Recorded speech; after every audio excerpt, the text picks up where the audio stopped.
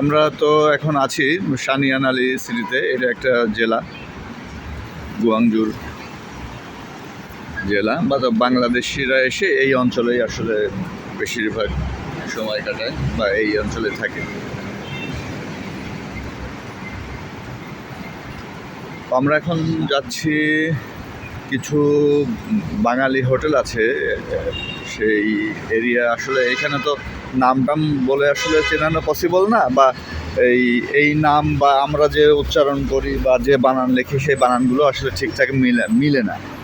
তো আমরা যেটা যাচ্ছি, তো এখানে সেটা চেনার উপায় হচ্ছে, ওখানে হচ্ছে লেদার মার্কেট আছে। তো লেদার মার্কেটটা বললে আসলে সবাই চিনে, বা এই ওনাদের নামের সঙ্গে বা আমাদের নামের সঙ্গে উচ্চারণে মেলে না।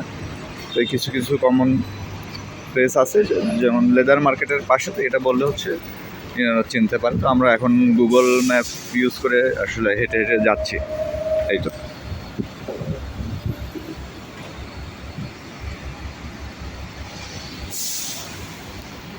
হালকা হালকা বৃষ্টি পড়ছে।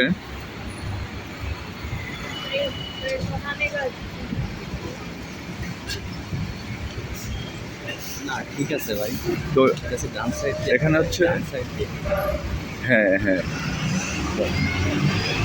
এখানে যেটা ফেস করছি এটা তো মোটামুটি ফুটপাত। তো ফুটপাতের উপর দিয়েই বাইক চলে। এগুলো মূলত ইলেকট্রিক বাইক, আর শহর এমনি রাস্তাতে কোনো বাইক নাই।